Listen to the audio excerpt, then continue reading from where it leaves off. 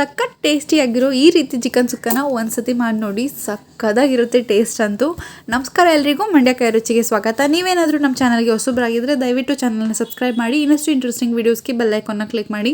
ತಡ ಮಾಡ್ದೇ ಬನ್ನಿ ಇವತ್ತಿನ ಟೇಸ್ಟಿಯಸ್ಟ್ ರೆಸಿಪಿ ಚಿಕನ್ ಸುಕ್ಕ ಮಾಡೋದು ಹೇಗೆ ಅಂತ ನೋಡೋಣ. ಮೊದಲು ಒಂದು ಕಾದಿರೋ ಬಾಣಲಿಗೆ ನಾನಿಲ್ಲಿ 2 ಚಮಚ ಧನಿಯಾ ಬೀಜನ ಹಾಕೊಳ್ತಾ ಇದ್ದೀನಿ.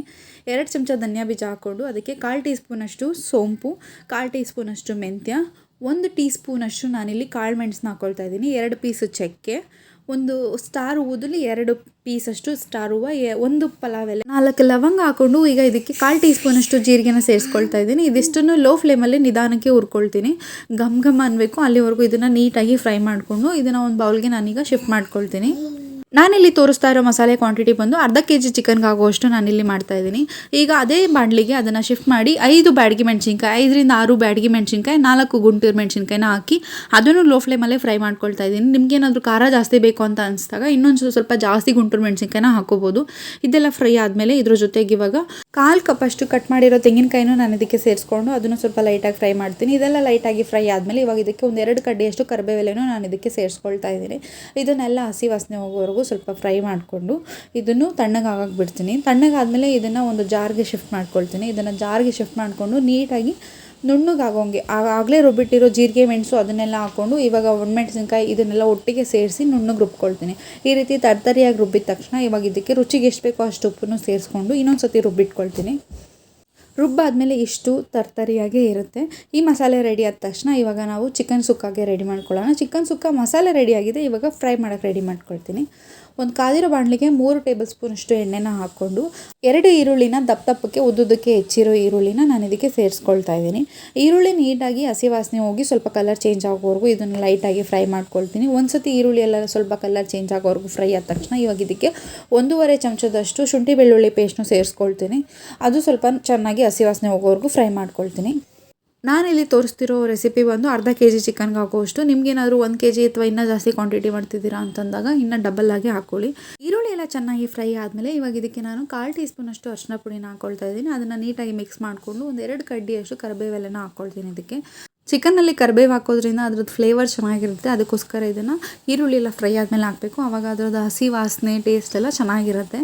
ಇದನ್ನೆಲ್ಲ ಸ್ವಲ್ಪ ಲೈಟಾಗಿ ಹಾಗೆ ಮಿಕ್ಸ್ ಮಾಡಿಕೊಂಡು ಇವಾಗ ಇದಕ್ಕೆ ತೊಳೆದಿಟ್ಟಿರೋ ಅರ್ಧ kgಯಷ್ಟು ಚಿಕನ್ನ ನಾನು ಇದಕ್ಕೆ ಹಾಕ್ಕೊಳ್ತಾ ಇದ್ದೀನಿ. ಚಿಕನ್ನ ನಾನಿಲ್ಲಿ ಹಾಕೋಕ್ಕೂ ಮುಂಚೆ 2 ರಿಂದ 3 ಸತಿ ವಾಶ್ ಮಾಡಿ ಇಟ್ಕೊಂಡಿದ್ದೆ. ಈಗ ತೊಳೆದಿರೋ ಚಿಕನ್ ಅಷ್ಟನ್ನು ಇದಕ್ಕೆ ಹಾಕಿ ನಿಧಾನಕ್ಕೆ ಮೀಡಿಯಂ ಫ್ಲೇಮಲ್ಲೇ ನಾನು ಇದನ್ನು ಫ್ರೈ ಮಾಡ್ಕೊಳ್ತೀನಿ. ಚಿಕನ್ ಸುಕ್ಕ ಮಾಡಬೇಕಾದ್ರೆ ಆದಷ್ಟು ಚಿಕನ್ನ ಫ್ರೈ ಮಾಡಬೇಕು. ಚಿಕನ್ ಫ್ರೈ ಮಾಡೋದು ಎಷ್ಟು ಮಟ್ಟಿಗೆ ಫ್ರೈ ಮಾಡಬೇಕು ಅಂದರೆ ಸುತ್ತ ಎಣ್ಣೆ ಬಿಡೋಕ್ಕೆ ಸ್ಟಾರ್ಟ್ ಆಗುತ್ತೆ. ಸ್ಟಾರ್ಟಿಂಗಲ್ಲಿ ನೀರು ಬಿಡುತ್ತೆ, ನೀರೆಲ್ಲ ಸುಂಡೋದ್ಮೇಲೆ ಎಣ್ಣೆ ಬಿಡೋಕ್ಕೆ ಸ್ಟಾರ್ಟ್ ಆಗುತ್ತೆ. ಆವಾಗಲೇ ಅದು ಚಿಕನ್ಗೆ ಒಂದು ಒಳ್ಳೆ ಫ್ಲೇವರ್ ಬರುತ್ತೆ. ಚಿಕನ್ನ ಆದಷ್ಟು ಮೀಡಿಯಂ ಫ್ಲೇಮಲ್ಲೇ ಫ್ರೈ ಮಾಡ್ಕೋಬೇಕು, ಇಲ್ಲಾಂದರೆ ಹೈ ಫ್ಲೇಮಲ್ಲಿದ್ದರೆ ಚಿಕನ್ ಸೀದೋಗುತ್ತೆ. ಈ ರೀತಿ ನೀರೆಲ್ಲ ಸುಂಡೋದ್ಮೇಲೆ ಅದನ್ನು ಮುಚ್ಚಿಟ್ಟು ಒಂದು 5 ನಿಮಿಷ ಮೀಡಿಯಂ ಫ್ಲೇಮಲ್ಲೇ ಬೇಯಿಸ್ಕೋಬೇಕು. 5 ನಿಮಿಷ ಆದಮೇಲೆ ಮುಚ್ಚಳ ತೆಗೆದು ಚಿಕನ್ನ ಚೆನ್ನಾಗಿ ಮಿಕ್ಸ್ ಮಾಡ್ಕೋಬೇಕು. 5 ನಿಮಿಷಕ್ಕೆ ಒಂದೊಂದು ಸತಿ ಈ ರೀತಿ ಮುಚ್ಚಳ ತೆಗೆದು ಮಿಕ್ಸ್ ಮಾಡ್ತಾ ಇರಬೇಕು ಅವಾಗವಾಗ, ಇಲ್ಲಾಂದರೆ ಅಂಡಿಡಿಯೋ ಸಾಧ್ಯತೆ ಇರುತ್ತೆ, ಕೆಳಗಡೆ ಚಿಕನ್ ಸೀದೋಗ್ಬೋದು. ಅದಕ್ಕೋಸ್ಕರ ಮುಚ್ಚಿಟ್ಟು 5 ನಿಮಿಷಕ್ಕೂ ಮಿಕ್ಸ್ ಮಾಡ್ತಾ ಇರಬೇಕು. ಇವಾಗ ರುಚಿಗೆ ಎಷ್ಟು ಬೇಕೋ ಅಷ್ಟು ಉಪ್ಪನ್ನು ನಾನು ಇದಕ್ಕೆ ಸೇರಿಸ್ಕೊಂಡು ಇದನ್ನೆಲ್ಲ ನೀಟಾಗಿ ಮಿಕ್ಸ್ ಮಾಡಿಕೊಂಡು ಮತ್ತೆ ಮುಚ್ಚಿಡ್ತೀನಿ. ಚಿಕನ್ ಸುಕ್ಕ ಮಾಡಬೇಕಾದ್ರೆ ಮೇನ್ ಟೇಸ್ಟ್ ಬರೋದೆ ಅದನ್ನು ನೀಟಾಗಿ ಫ್ರೈ ಮಾಡಿದಾಗ. ಈ ರೀತಿ ಮುಚ್ಚಿಟ್ಟು ಎಣ್ಣೆ ಬಿಡೋವರೆಗೂ ಫ್ರೈ ಮಾಡ್ಕೊಂಡಾಗ ಚಿಕನ್ನಲ್ಲಿ ಒಳ್ಳೆ ಫ್ಲೇವರ್ ಇರುತ್ತೆ.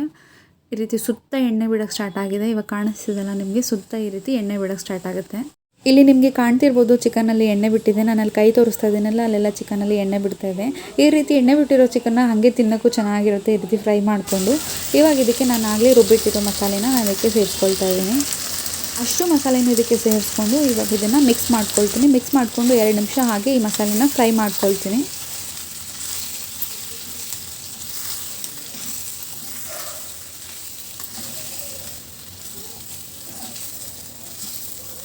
ನಿಮಿಷ ಇದನ್ನು ನೀಟಾಗಿ ಫ್ರೈ ಮಾಡ್ಕೊಂಡಾದ್ಮೇಲೆ ಇವಾಗ ಇದಕ್ಕೆ ಎಷ್ಟು ನೀರು ಬೇಕೋ ಅಷ್ಟು ನೀರನ್ನ ನಾನು ಇದಕ್ಕೆ ಸೇರಿಸ್ಕೊಳ್ತಾ ಇದ್ದೀನಿ. ಅಳತೆಗೆ ತಕ್ಕಷ್ಟು ನೀರನ್ನ ಹಾಕ್ಕೊಂಡು ಇವಾಗ ಇದನ್ನೆಲ್ಲ ಮಿಕ್ಸ್ ಮಾಡಿಕೊಂಡು ಕುದಿಯೋಕ್ಕೆ ಬಿಡ್ತೀನಿ. ಇಲ್ಲಿ ನೀರು ನಾನು ಜಾಸ್ತಿ ಹಾಕ್ಕೊಂಡಿಲ್ಲ. ಚಿಕನ್ ಸುಕ್ಕ ಆದಮೇಲೆ ಅದಾದಷ್ಟು ಡ್ರೈ ಆಗೇ ಇರಬೇಕು, ಜಾಸ್ತಿ ನೀರು ಹಾಕೋ ಅಗತ್ಯ ಇರಲ್ಲ. ಈಗ ಚಿಕನ್ ಸುಕ್ಕನ ಒಂದು 5 ನಿಮಿಷ ಆದಷ್ಟು ಲೋ ಫ್ಲೇಮಲ್ಲೇ ಇಟ್ಟು ಕುದಿಸ್ಕೊಳ್ತೀನಿ. ಆ ಮಸಾಲೆ ಎಲ್ಲ ಚಿಕನ್ಗೆ ಸೇರ್ಕೋಬೇಕು. ಆಗಾಗ ಕೈ ಆಡಿಸ್ತಾ ಇರಬೇಕಾಗುತ್ತೆ, ಇಲ್ಲಾಂದರೆ ಸೀದೋಗೋ ಚಾನ್ಸಸ್ ಇರುತ್ತೆ. ಅದಕ್ಕೋಸ್ಕರ ಬಿಟ್ಟು ಕೈ ಆಡಿಸ್ಕೊಂಡು ನಿಧಾನಕ್ಕೆ ಇದನ್ನು ಕುದಿಸ್ಕೊಳ್ತೀನಿ.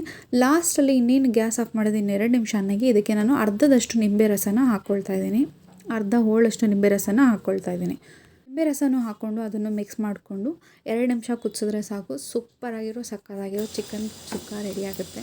ಇದನ್ನು ನಾವು ಬಿಸಿ ಬಿಸಿ ಪರೋಟ ಜೊತೆ, ದೋಸೆ ಜೊತೆ, ಚಪಾತಿ ಜೊತೆ, ಏನರ ಜೊತೆ ಬೇಕಾದರೂ ತಿನ್ಬೋದು. ಈಗ ಇದಕ್ಕೆ ನಾನು ಅರ್ಧ ಗೆಡ್ಡೆಯಷ್ಟು ಹಸಿ ಬೆಳ್ಳುಳ್ಳಿನ ಸಿಪ್ಪೆ ಬಿಡಿಸಿ ಅದನ್ನು ಹಾಕ್ಕೊಳ್ತಾ ಇದ್ದೀನಿ. ಚಿಕನ್ ಸುಕ್ಕದಲ್ಲಿ ಹಸಿ ಬೆಳ್ಳುಳ್ಳಿ ಲಾಸ್ಟಲ್ಲಿ ಹಾಕೋದ್ರಿಂದ ಆ ಬೆಳ್ಳುಳ್ಳಿನ ಅನ್ನದ ಜೊತೆ ಕಲಿಸ್ಕೊಂಡು ತಿಂತಿದ್ರೇ ಒಂಥರ ಚೆಂದ.